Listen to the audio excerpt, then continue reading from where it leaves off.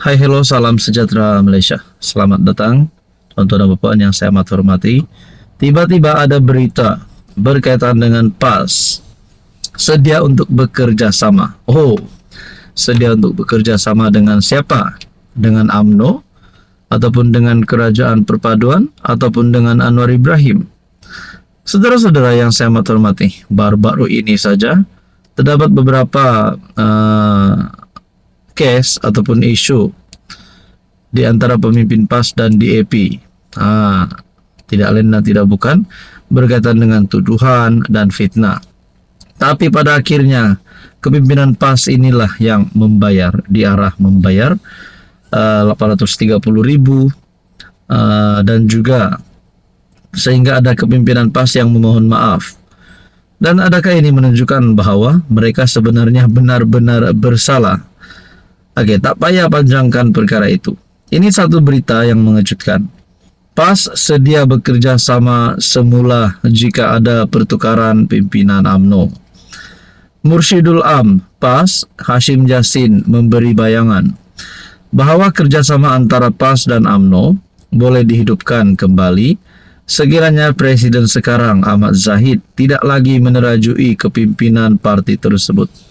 Maknanya, kepimpinan PAS mahu Zahid letak jawatan, barulah mereka mahu bersama dengan UMNO. Menurutnya, PAS sentiasa bersikap terbuka untuk bekerja semula dengan UMNO demi menyatukan umat Islam di Malaysia. Merujuk kepada kerjasama terdahulu menerusi Muafakat Nasional, katanya dia berkata, dengan UMNO ini dah pun kita rancang dan wujudkan perpaduan ummah, termasuk ada piagamnya. Tapi mungkin ada masalah sikit, tapi pintu kita tak pernah tutup. Kita pun tahu siapa yang menolak kerjasama itu sebelum ini. Mungkin dengan pertukaran kepimpinan dalam UMNO, mana tahu pintu akan terbuka luas balik, insya Allah, menurut artikel ini. Apapun kita lihat lepas PRU 16.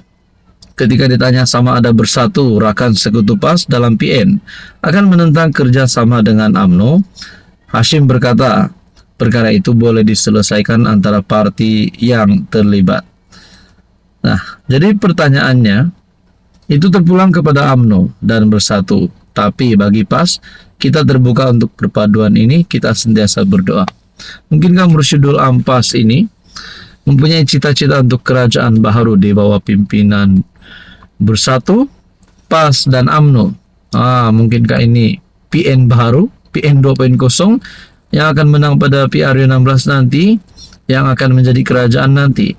Tapi mahukah mereka mengambil UMNO, bekerja sama dengan UMNO sekiranya Zahid masih menjadi presiden? Dan persoalannya seterusnya, mahukah Zahid bekerja sama dengan UMNO?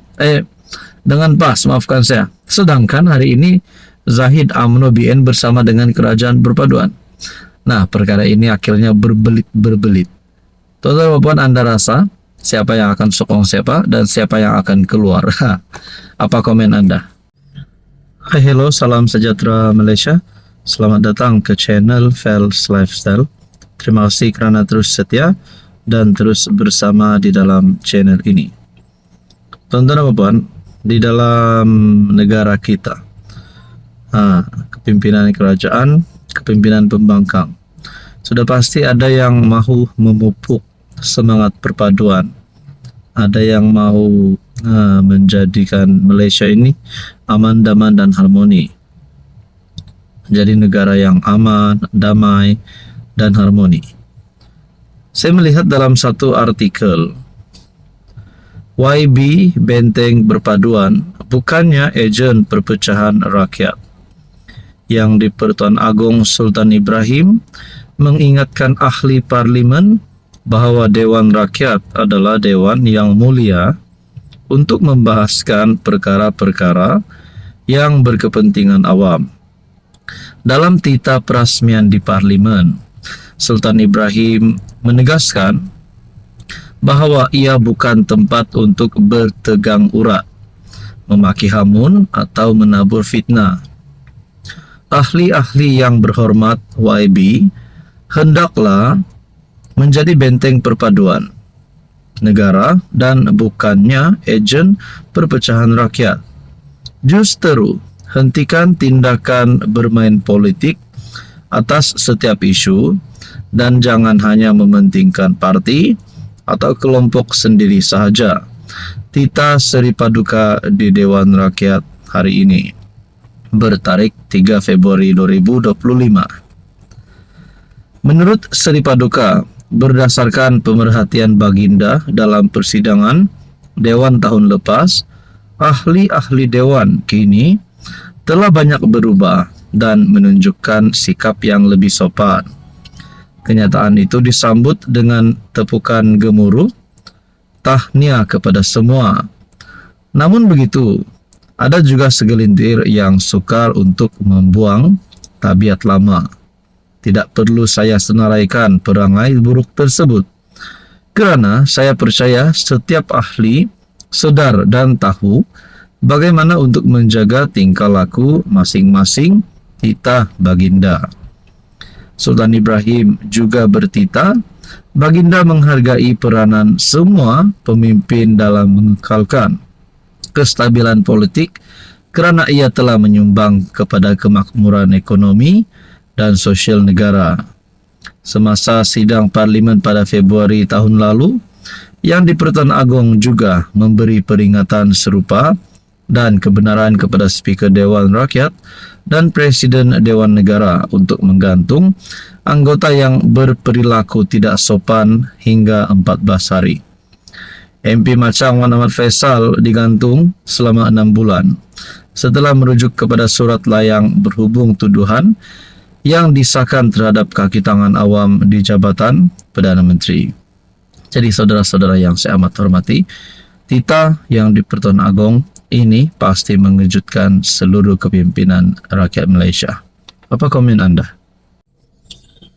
Hello semua, salam sejahtera Malaysia. Selamat datang ke channel Fels Lifestyle.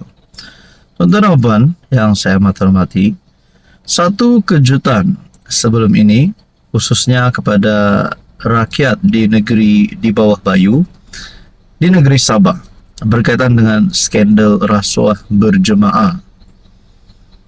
Berkaitan dengan skandal rasuah Sabah yang telah menjadi salah satu cerita paling panas pada penghujung tahun 2024 dan akhirnya masuk tahun 2025.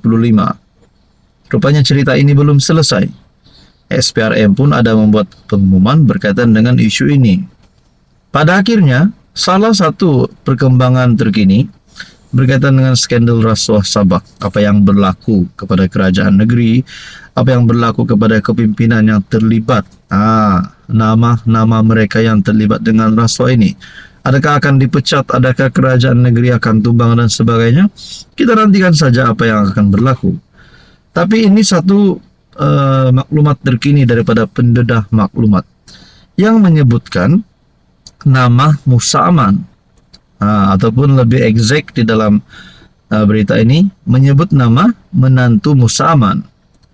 Pendedah maklumat dalam satu kenyataan, menantu Musa Aman tawar penyelesaian tutup mulut saya. Ini satu kejutan kepada rakyat Sabah. Pemberi maklumat yang mendedahkan siri video yang mengaitkan beberapa adun Sabah dalam skandal rasuah Sabah mendakwa Muhammad Arif, menantu kepada Yang di-Pertuan Negeri Sabah. Musa Aman telah menawarkan penyelesaian untuk menutup mulutnya.